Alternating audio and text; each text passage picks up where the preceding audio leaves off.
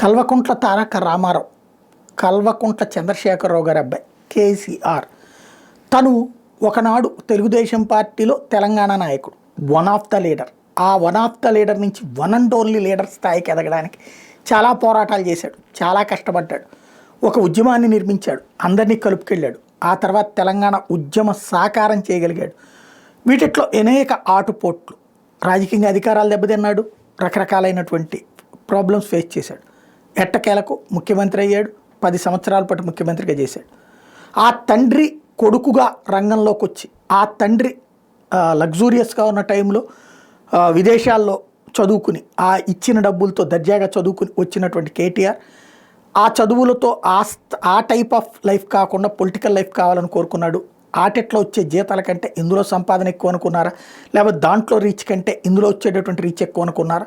ఆయన ఆలోచన ఏదైనా సరే జనంలో తిరుగుతున్నారు, క్రమంగా వరుసగా గెలుస్తూ వచ్చారు. ఇప్పుడు కేటీఆర్కి తండ్రి కంటే పెద్ద పరీక్ష ఎదురైంది.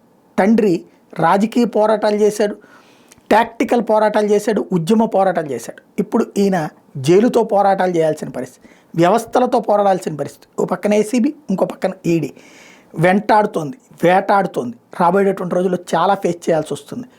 సిద్ధపడాలి, సిద్ధపడి నిలబడితే. ఇప్పుడు కవిత సిద్ధపడింది, నిలబడలేకపోయింది, తడబడింది. కానీ కేటీఆర్ నిలబడి తడబడకుండా సాధించగలిగితే భవిష్యత్తు ఉంటుంది, లేదా భయపడితే రాజకీయం పక్కకి వెళ్ళిపోతుంది.